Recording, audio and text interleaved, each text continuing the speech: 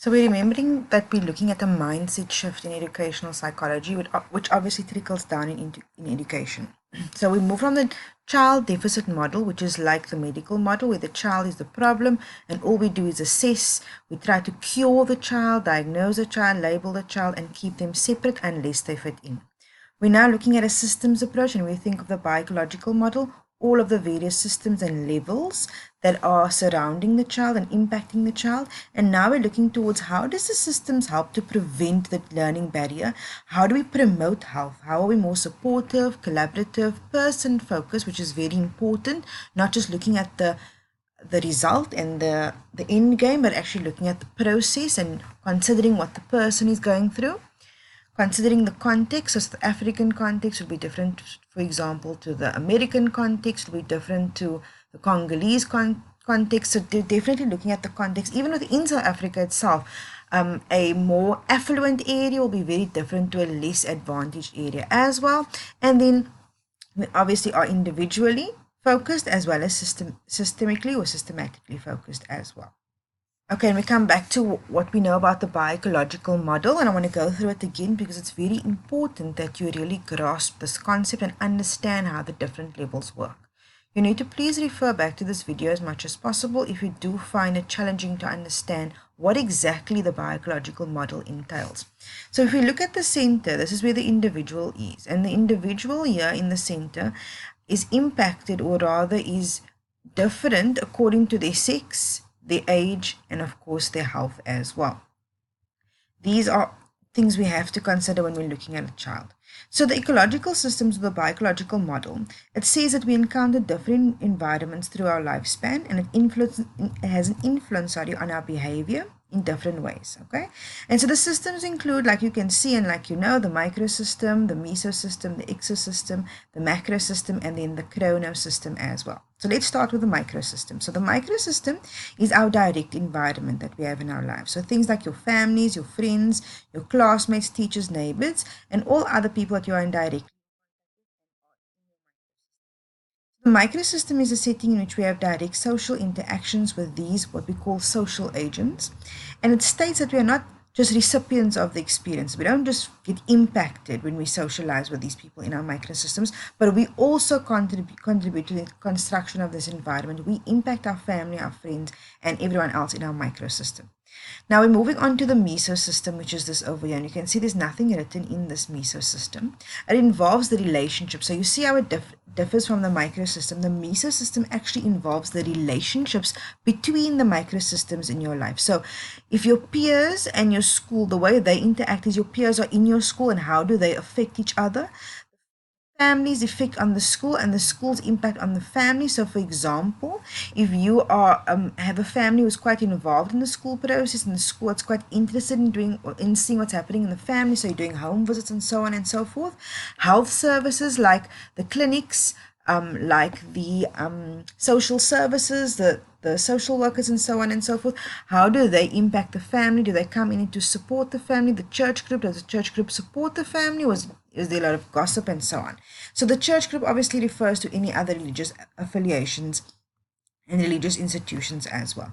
So it involves these relationships between these. So the mesosystem does not have specifics like a family or how, but it's actually about the relationships between these. Okay, so it means that your family experiences, like I said, may be related to your school experience. So another example, if a child is neglected by his parents, he may have a low chance of developing a positive attitude towards his teachers because the adults in his life have let him down. Okay, and this child might also feel awkward in the presence of their peers, and they will withdraw from their classmates. So they feel quite alienated and alone everywhere because already this family system is not well structured and there's not a lot of support there. So they don't do well at school maybe, they don't feel like they can talk to their teachers, they withdraw from their peers as well, they don't go into the neighborhood play. So you can see how it really impacts so many areas of a child's or individual's life. If we look at the exosystem here, the exosystem is a setting in which there's a link between the context where the person does not have any active role and the context where there is an actively participating role. So I'm going to give you an example. So if a child is more attached to his father than his mother, and then the father goes overseas to work for many months or for a year, whatever the case is, there may be a conflict between the mother and the child's social relationship. Right? Or on the other hand, it may result in a deeper bond between the mother and child. So the father going or leaving the home is part of the ecosystem because he needs to leave, because he needs to make money, and so this affects the relationships in the home. Another example that I've used before is, for example, the ecosystem.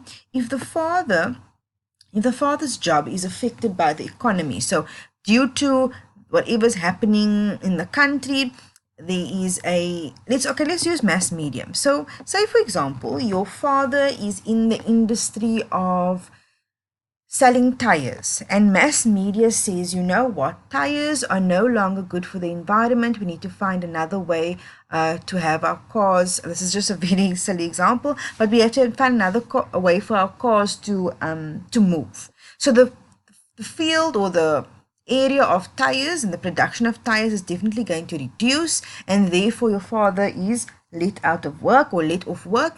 He no longer has a job. That directly affects you because it does affect the financial situation in the family. Your father might become grumpy or depressed, and therefore your ecosystem has impacted you, although you don't have a direct impact. You don't have it, or the ecosystem doesn't have a direct interaction with you.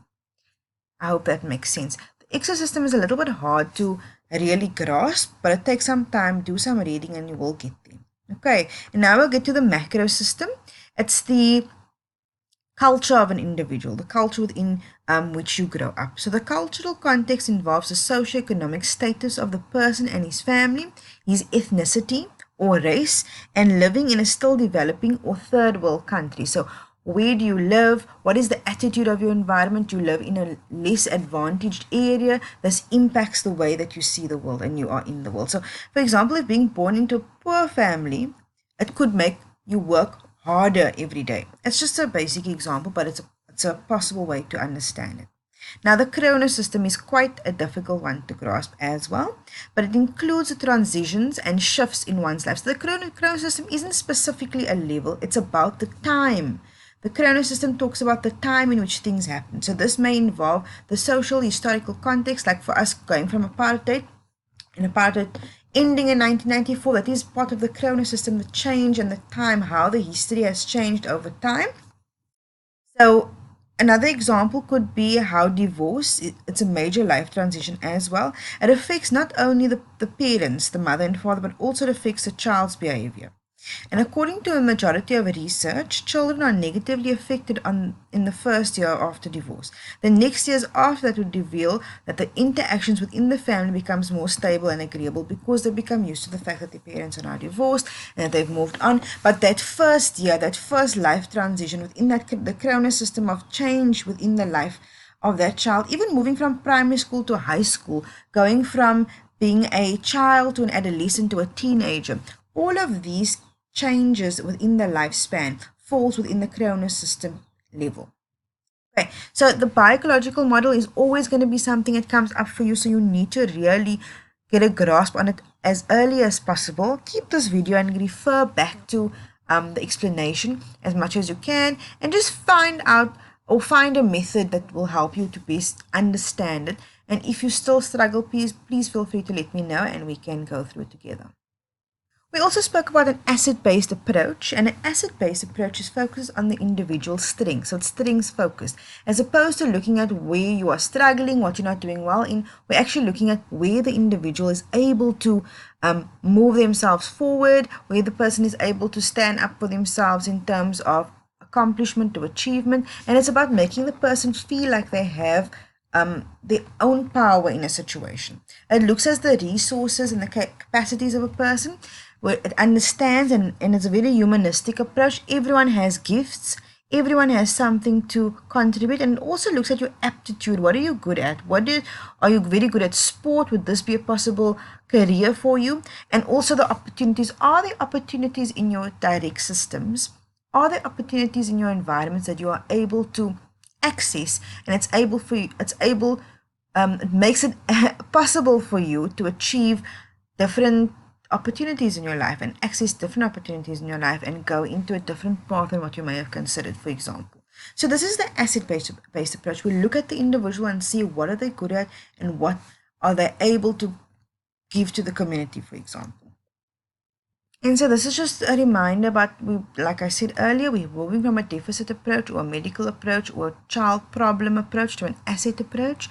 So it looks at, as opposed to looking at the deficiencies, we're looking at the assets in the community, because the asset approach can be applied to individual, but it can also apply to a community. So instead of just responding to problems, as you see here on this side, we're looking at identifying opportunities and strengths.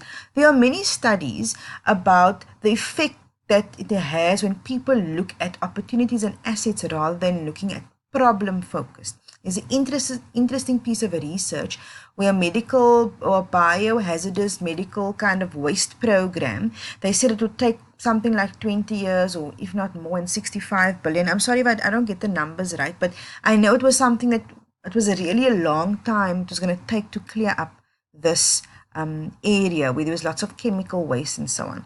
And what they did, as opposed to looking at a problem-focused approach, they looked at an asset-based approach to the problem. They identified role players and people that had strengths in specific areas, and they put them to work. And from, for example, 20 years that it would take for them to clear up this place, it took them only 3 years. And from 65 billion, I think it took them only 10 billion. I'm not getting the numbers right, but that's just an example. If you focus more on what the assets of your environment are rather than what the problems are, you actually are able to be more productive, and people feel more involved, and people want to support a cause that they feel recognizes their strengths and recognizes what they can contribute to society. And also, if we look at our community in a more asset-focused way, in our country in a more asset-focused way, it provides us a space of positivity and of change, because we can also sit and complain and talk about what the problem is, but how are we able to use the resources and use the people in the community to make a difference and to provide a solution to our problems. And this is just a nice little graphic representation of what assets could include. It could be things like friendships, non-tangibles, friendships, good neighbors, tangible resources such as, let's say, money or infrastructure, and so on and so on. Okay, so now we're going to talk about educational psychology and how it guides teaching. So this is the current topic that we're looking at. That's topic 4. And so it helps us in understanding developmental theory, as we spoke about in the previous video, understanding the human process and progress, understanding our surrounding systems. How do the systems around us help us to move forward, or how do they keep us stagnant? We are able to consider the individual, the environments, and all other influencing forces. So within the teaching field, do we understand that the environment does impact our children? It does impact us as teachers, our schools, etc. It guides educators with supporting learners with barriers or barriers to learning. So it helps us to understand what exactly is this child's challenge. Is it something that can be overcome, like going for an eye test and getting glasses? Or is it something that cannot be as easily overcome, and that we have to accommodate the learner in various ways? It also helps the educator to understand the effect of the individual that the individual has, or rather the effect that the individual's past and present has on the individual. So how has what has happened to the person, what is happening to the person, influencing the way the person presents or the child presents within classroom space. It explains brain development. So for example, like I said, spoke about in the previous video, the example of trauma. Do we understand that trauma changes brain development, and that it's very difficult for a child to learn when they're in a traumatic phase or state of being? It studies how people learn and retain knowledge, so we understand that there are different types of learners, auditory, visual, and so on. Do we understand how they learn, and how do we use this information to accommodate and help them with their learning? It also promotes teaching and learning. It looks into basic human nature. Students can learn effectively by spending less of their time and effort. So it teaches us how do we learn, easy and quick ways to learn things, as opposed to spending lots of time just memorizing. And of course, it equips the teacher with essential scientific skills, technological expertise, and advice in molding and shaping the behaviors of our students. Because what we do in the classroom, as the behaviorist approach speaks about, what we're doing in the classroom affects the way our children are currently being and the way that they are developing into human beings and into adults, because they are still in the process of learning how to be who they are and how to be or eventually how to be adults.